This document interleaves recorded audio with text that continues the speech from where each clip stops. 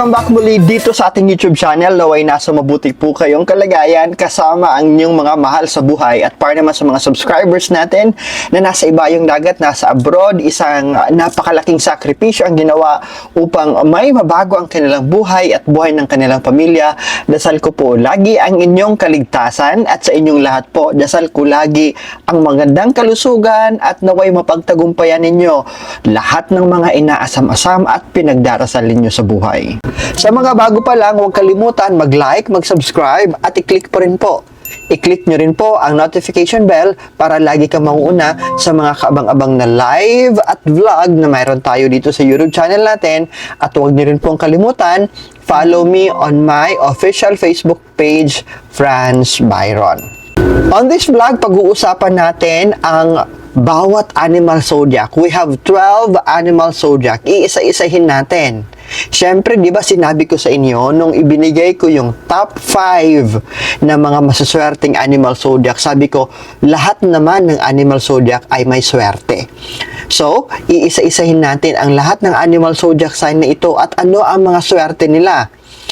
Iha-highlight din natin. Isasama natin sa live at sa discussion kung anong buwan ang bawat animal zodiac ay swerte sa 2026 at paano nyo po mabuboost yung swerte ninyo, paano ninyo mai-enhance at para makuha nyo talaga ito at talagang masulit ninyo ang 2026 na puno ng blessings, puno ng pag-asa at maraming opportunities. Iisa-isahin natin yan. Una sa listahan ay ang mga rat. Ikaw ay napapabilang sa Year of the Rat kung ikaw ay pinanganak sa mga taong 1924, 1936, 1948, 1960, 1972, 1984, 1996, 2008, and 2020. Ano ba ang aasahan ni Rat sa 2026? Opportunistic growth. Okay? Marami ang mga oportunidad. Okay? You have a chance to turn momentum. Itong mga oportunidad na ito, may chance ka. Okay? May pagkakataon ka. I-translate ito into a concrete gain na kung saan ikaw ang magbebenepisyo. There will be new contacts, new people na makikilala. There will be side income. Ibig sabihin, may additional income na hindi mo maaasahan aside from your regular income.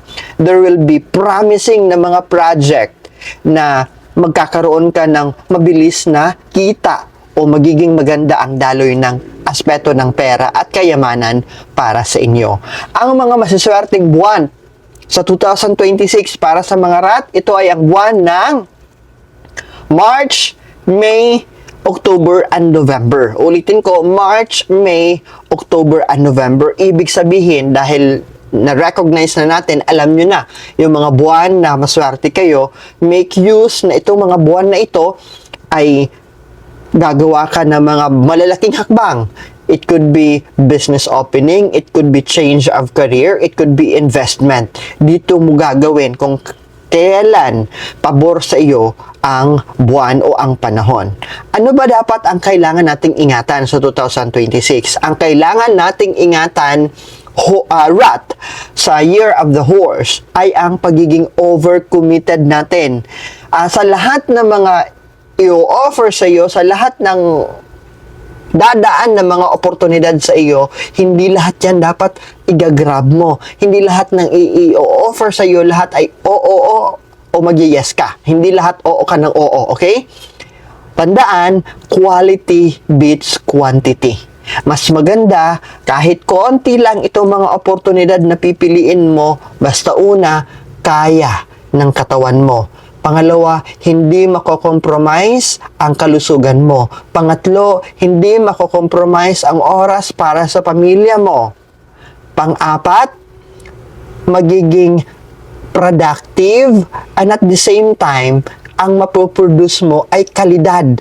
Hindi yung dahil gumawa ka lang just for the sake of compliance. Or else, itong mga taong magtitiwala sa iyo, mag-o-offer sa iyo, ay hindi ka nababalikan kung yung output mo ay hindi naman kaaya-aya dahil sa nagmamadali ka, dahil marami kang deadline, dahil sa stress ka, dahil marami kang tinanggap, marami kang sinabihan ng oo, sinabihan ng yes, gagawin ko yan, yes, gagawin ko yan, yes, tatanggapin ko yan, kahit punong-puno ka na, kahit hindi na kasya sa schedule mo. Kaya, overcommitting to every opportunity ay hindi maganda. Kaya kailangan you always produce output with quality. Paano natin mas mapagaganda ang buhay natin, mga rat, sa 2026? Focus ka on building bridges. Focus ka na makilala mo pa ang mga taong pwedeng tumulong sa inyo. You can look into from your Facebook to mga kasamahan mo sa trabaho o di naman kaya nakakasalamuha mo in attending big events, okay? And then, you turn these opportunities na kumakatok sa harapan mo, itong mga leads of opportunities, into a measurable outcome. So, bigyan mo yung sarili mo ng deadline. Bigyan mo yung sarili mo ng due date para sabihin mo na itong gagawin ko ay matatapos ko in 15 days, matatapos ko in 30 days, o di naman kaya matatapos ko in 60 days. Kasi kung bibigyan mo ng ultimatum o deadline ang iyong sarili, you will be committed, gagawin mo ito, hindi ka magsasabing mamaya na lang, tatapusin mo ito, at the same time, you have still extra time to review, to look back, tama ba ang ginawa mo? And with that, makikita mo yung mga loophole and mga mistake that you can fix and you can patch up para quality, kalidad pa rin ang serbisyong maibibigay nyo po. Dumako naman tayo sa mga taong pinanganak sa Year of the Ox. Ikaw ay napapabilang sa Year of the Ox kung ikaw ay pinanganak sa taong 1925, 1937, 1949, 1961, 1973, 1985, 1997, 2009, and 2021. Ang mga ox ay magkakaroon ng reliable gains, maaasahan na source of income, maaasahan na maganda ang daloy sa aspeto ng pera at kayamanan. But, hindi dapat minamadali ang mga bagay-bagay. Slowly but surely, ika nga, pagiging maganda ang output, hindi minamadali, you build more wins. Mas marami kang mapagtatagumpayan. Steady dapat ang focus natin. Steady na swerte rather than yung pasurpresa na effect. Your best gains comes from consistent na effort and strengthening your foundation. Ito yung maganda. Yung consistent ka sa ginagawa mo, consistent ka sa output mo, definitely mapapansin ka ng mga tao sa paligid mo na magbubukas ang maraming oportunidad sa inyo at kailangan mo rin po mas patatagin ang iyong pundasyon. And your foundation is yourself. We are referring to yourself. Have involved into training and development na mas mapapalago mo pa yung sarili mo. Do self-study. Do your own self-review and self-research para mas mapaganda nyo pa. Ano ba ang profession mo? Ano ba ang ginagawa mo sa 2026? Ang best month para kay Ox ay ang buwan ng January, February, and September. So, ito yung mga buwan na kung saan gagawin mo ang malakihang desisyon, ang malakihang hakbang na pinagpaplanuhan mo. Whether sa negosyo, sa propesyon, sa relasyon, at sa pamilya. So, meaning to say, you can choose these days, months na pasok sa January, February, and September kung saan mag-grand launching ka ng negosyo, magre-resign ka at lilipat ka sa bagong kumpanya o di naman kaya mag-vacation ka kasama ang iyong pamilya. So, pwede niyong piliin ang mga buwan na yan.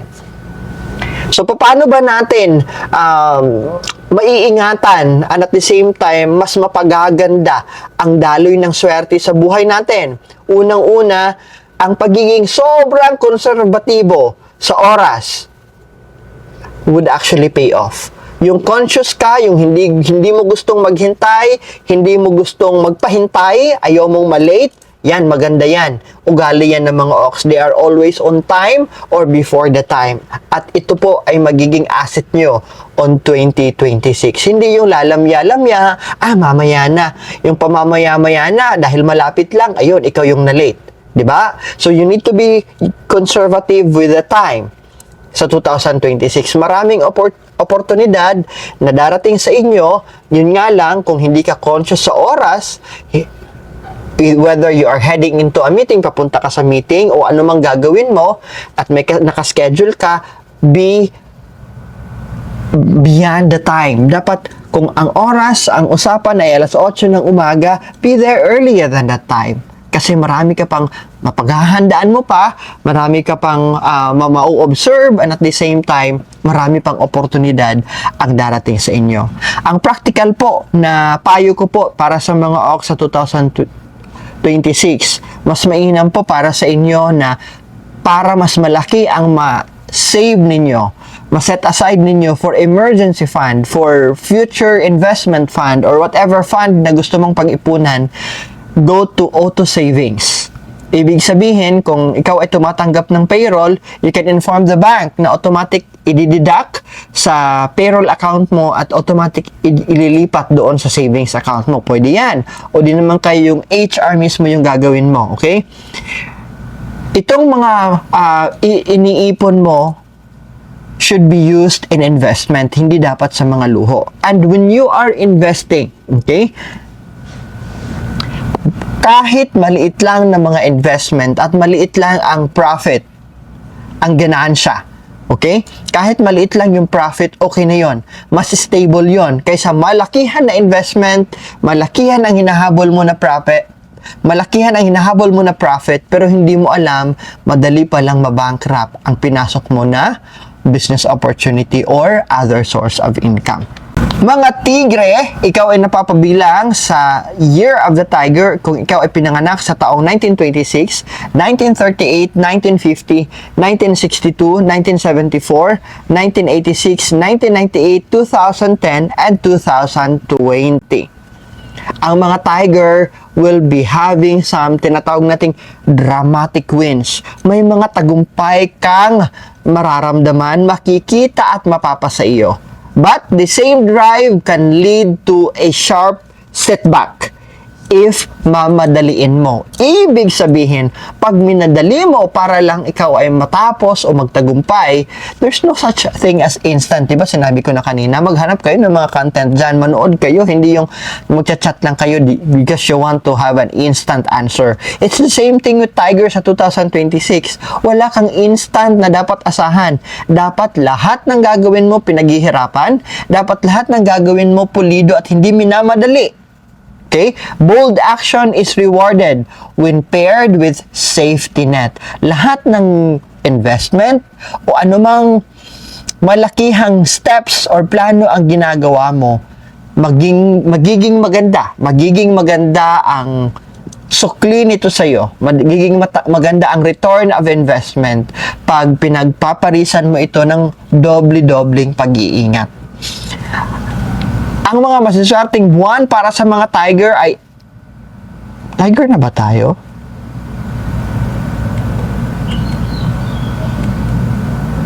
Okay. Ang mga masaswerteng buwan para sa mga tiger ay April, June, and December. Ulitin ko po, ang mga masaswerteng buwan para sa mga tiger ay April, June, and December. Ano dapat ang ingatan ng mga tigre sa 2026? Ang pagiging waldas. Impulsive spending, impulsive buying, hindi yan ideal para sa iyo sa 2026. Okay? So, what you can do is use mga maliliit na mga projects, maliliit na mga gagawin mo, and step up into what you wanted to achieve. You have to put yourself on a situation na kung saan ipapakita mo ang iyong galing. But, dapat may control ka sa kung anumang investment ang papasukin mo. Hindi ka dapat padalos-dalos at sasabihin at maiengganyo ka sa sinabi ng iba. Hindi mo alam na yung papasukin nyo po ay scam o mas-scam ka, okay? So, para less ang loss or konti lang yung pagkalugi sa mga pinagdududahan o hindi ka sigurado ng mga investment, konti lang dapat ang i-invest mo. While for those business opportunities or in general, opportunities at alam mo na totoo at hindi ito scam, and that's the time na you have to review the background, and at the same time, you have to study everything para hindi ka mapunta sa malaking mawawala sa inyo. Malaking pera at malaking effort ang mawawala sa inyo. Kay Rabbit naman po tayo, ikaw ay napapabilang sa Year of the Rabbit kung ikaw ay pinanganak sa taong 1927, 1939, 1951, 1963, 1975, 1987, 1999, 2011, and 2023. Ang mga rabbit, may mga swerteng darating. May mga opportunities na darating. Pero, hindi mo dapat ipagmalaki. Hindi dapat lalaki ang iyong ulo at hanapin ang tamang timing. Always look after the right timing. Your instinct, your gut feeling will tell you when is the right timing. Ang mga rabbit po ay makakapagbenepisyo ng maraming blessings and oportunidad kung pagplaplanuhan niya ng maayos kung ano ang mga gagawin niya.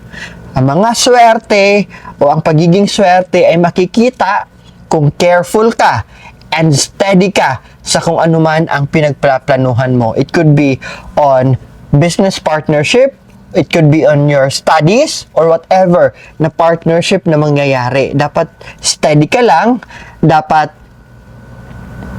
careful ka sa mga taong papapasukin mo sa buhay mo. At ang best months para kay Rabbit ay May, July, and November. Ang kailangan nyong pag-ingatan sa 2026 ay ang mga maling pagdidesisyon. That's one. Pangalawa, ang hindi pagbibigay ng desisyon na nawawala tuloy yung oportunidad na dapat sana ay sa inyo.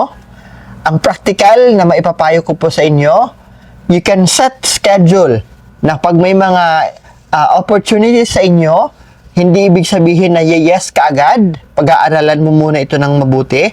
But you can give yourself 24 hours. Within 24 hours, babalikan kita.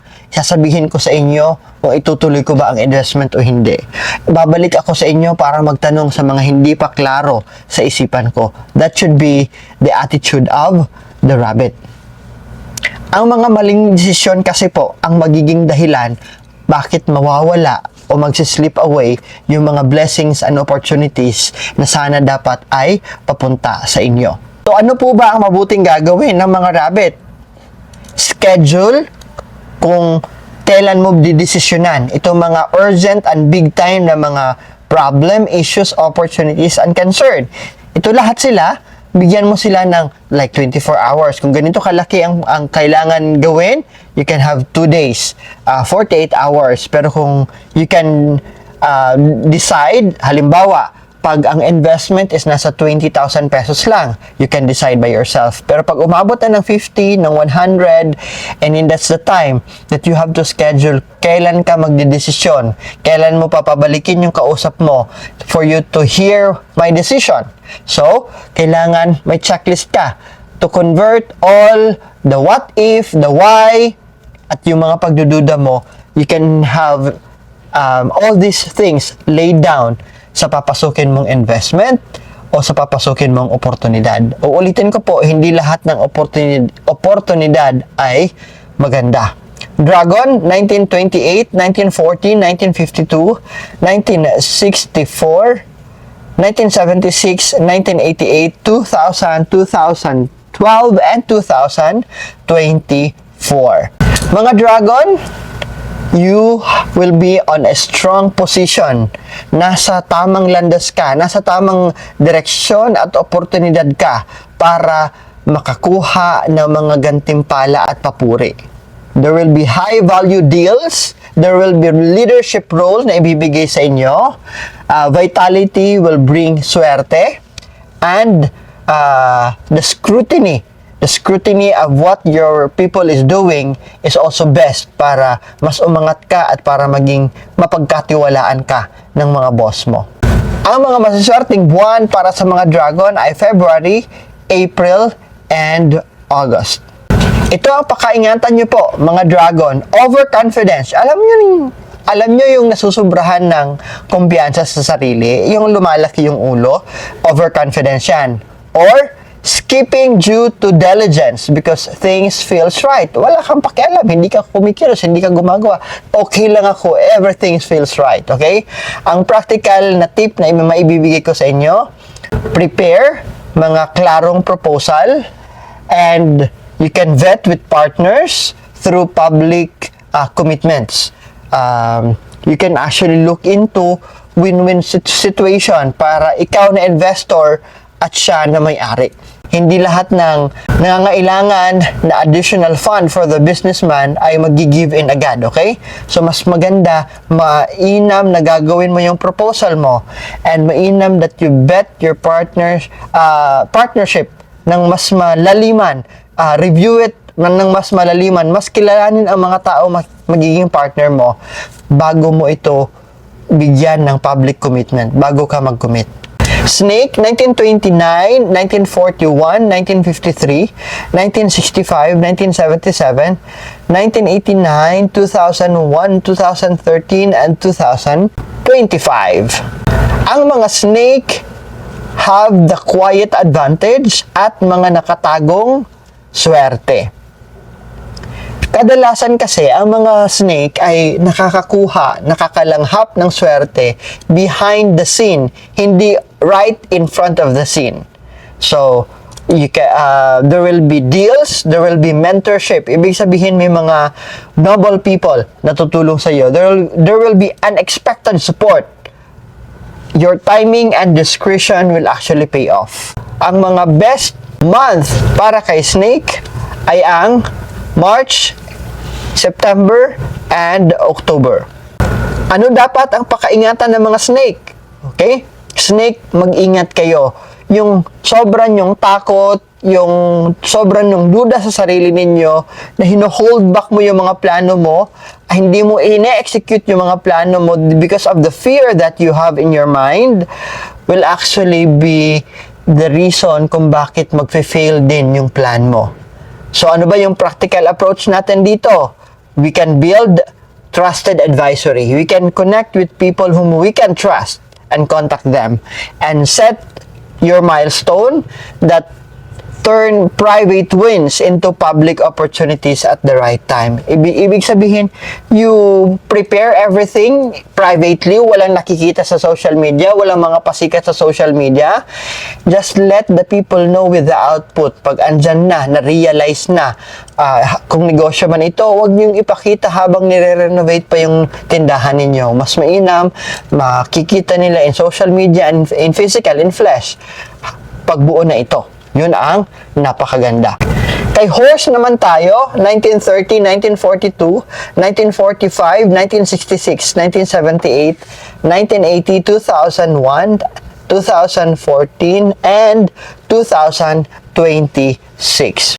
This will be a year where you are going to have the momentum of blessing. You are going to pick the momentum and maraming oportunidad, maraming mabilis na oportunidad ang darating sa inyo. The ruling sign sa 2026 is the horse. So enjoy your momentum kung maaari. You can travel, you can negotiate, and a new structure can move very fast. Kailangan lang masinsinang pag-aaral, collaborative ideas, involve all the employees when deciding. Ang kailangan nating pag-ingatan, ang pagiging burnout, ang pagmamadali, ito yung nagiging dahilan kung bakit naharang yung swerte sa buhay natin. Sa practical approach natin, we can make short decision making, and you can seek legal advice or financial advice from a reputable person para mabigyan ka ng dagdag kaalaman. Hindi yung feeling know-how ka, feeling may alam. Horse, your best month is January, March, June, and July. Ano ba dapat ang pakaingatan natin, horse? Yung ma-burnout tayo dahil sa minamadali natin lahat. Magiging kulang yung clarity natin. Okay? So, we can create short decision-making cycle para hindi ka mawala into legal action, into your financial aspeto and your financial capability and as well as your reputation. Goat, napapabilang ka sa goat family kung ikaw ay pinanganak sa taong 1931, 1943, 1955, 1967, 1979, 1991, 2003, 2015 and 2027. 2025 will have a steady support. Okay? Mag-ingat lang sa lalabas na pera. Mag-ingat lang sa gagastusin mo sa 2026. Goat, marami kang maaasahang suporta. Maraming susuporta sa inyo from your friends, from your colleagues. Okay? Pag pinag-uusapan natin yung paglago, your growth, it should not be an instant. It should not be quick. It should not be fast. But growth should and must be gradual and often dapat driven by a community at napapabilang ka doon. So, cost can or ang hindi inaasahang paggastos ay posibleng mangyari pag hindi ka magiging maingat, hindi ka doble ingat.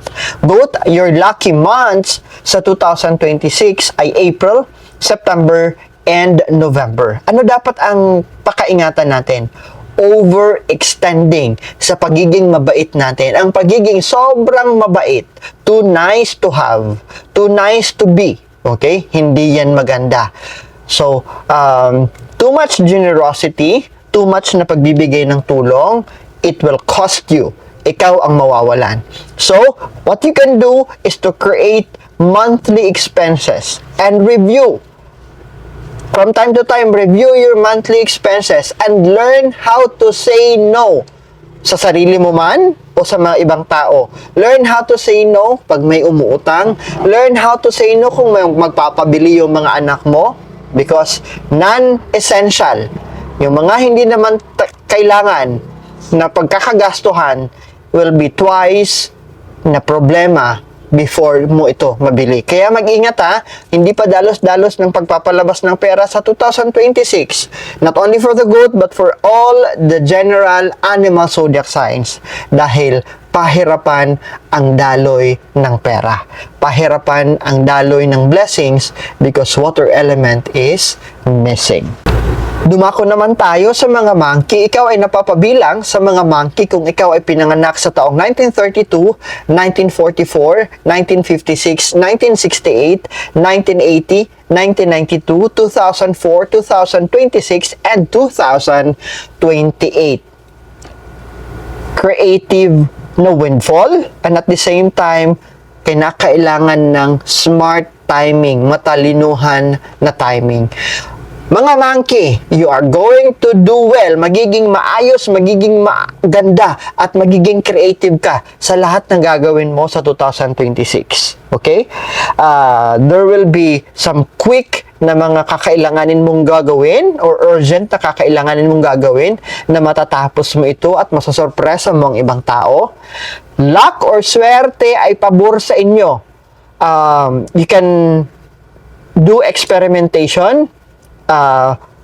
Kung totoong sinasabi ko, I challenge you. Dahil sinabi ko kanina that luck is favor of you. So you can actually do experimentation and look into kung sa gagawin mo, if you're going to be good, if you are going to do charity work, if you're going to help somebody, what will be that windfall blessing na darating sa akin? Ang best months para sa monkey ay May, June, October, and December. Uulitin ko po, May, June, October, and December. Sa mga buwan na yan, you can invest. Sa mga buwan na yan, you can spend money wisely. Sa mga buwan na yan, you can go on vacation. Sa mga buwan na yan, you can step up into what have you been planning and thinking all through many years already. Ang kailangan mong ingatan, monkey, okay? Yung pagiging scattered ng iniisip mo. Pagiging marami kang gustong gawin. Wala ka sa focus. Tumatawid at biglang lumiliko yung mga isip at mga ideya mo. So you need to have focus. So you can pick up too high Pili ka lang sa mga blessings na darating sa inyo, sa mga oportunidad na darating sa inyo, pili ka lang ng dalawa na sa tingin mo will be very impactful, will be very productive ka, and will be meaningful to you. Pili ka lang and use mga weekly checklist and drive, progress, or chart para makita mo ito natapos ko na, ito napagtagumpayan ko na, ito okay na to, nasubmit ko na to. So with that, hindi ka mawawala sa konsentrasyon. With that, hindi ka madidistract kasi you are guided by your own planning. Rooster, ikaw ay napapabilang sa mga Rooster family, or ikaw ay napapabilang sa Rooster family kung ikaw ay pinanganak sa taong 1933, 1954, 1957, 1969, 1981, 1993, 2005, 2017, and 2029. Ito ha, maganda. Ang para sa mga Rooster, ang swerte mo ay ang pagiging handa. Because preparation, ang pagiging handa, kasabay ng pagdating ng oportunidad, nako, ang ganda niyan. It's a very good formula, okay? Magbibenepisyo ang lahat ng mga Rooster sa pagiging handa nila. Kasi kung handa ka, and then dadaan yung oportunidad, that's a very good chance. If you're done, if nagawa mo na ito, itong mga reward ay malakihan, itong mga gagawin mo ay overwhelming, kaya you have to be ready. Kailangan mo lang maging handa always because yes, Rooster, marami kang blessings na darating sa 2026, maraming opportunities, kailangan mo lang paghandaan and start within yourself na handa ka mismo psychologically, spiritually, and mentally. Ang best months para sa mga Rooster ay February, May, August, and September. Ano ang dapat nating pakaingatan? Okay? Yung pagiging sobrang pulido sa gagawin, over-polishing, hindi mo na nire-release ang ginawang project, hindi mo muna pinapublish yung sinulat mo, hindi mo muna ina-upload yung ginawa mong vlog dahil gusto mo pulidong-pulido. Alam nyo ba yung pagiging extreme na OZ, yung pagiging extreme na over-polishing ka sa output mo, actually, that prevents you to have the opportunity na mangyari sa inyo. Okay? You can finalize, you can retouch kung anong project, kung anong output yung ginawa mo. A good enough is enough. Don't set too high standard or else ikaw mismo ang sisira sa sarili mo. Ikaw mismo ang magbibigay ng stress sa sarili mo. Ikaw mismo ang magbibigay ng mabigat na cross na papasanin from time to time. So, just good enough. Okay na yon. Because, remember this, Rooster, there will always be better or best than you. What you can do is just be good enough. And all the stars and the cosmic will be aligned to give you what you deserve and the opportunities that you have. Just be ready. Ako naman tayo kay Dog. Dog, napapabilang ka dito kung ikaw ay pinanganak sa taong 1922, 1934, 1946, 1958, 1978, 1982, 1994, 2006, and 2018. Magtiwala base sa swerte at of course, marami kang mapagtatagumpayan na partnership. Because, mga Dog, makinig mabuti, ang karamihan ng swerte na meron at hinanda ng 2026 para sa iyo ay nanggagaling sa mga collaboration, sa pakikipag-partner, hindi yung mag-isa ka lang. Okay? Contracts and partnerships will be favorable para sa inyo. But, watch the small print. Ano ibig sabihin ng watch the small print?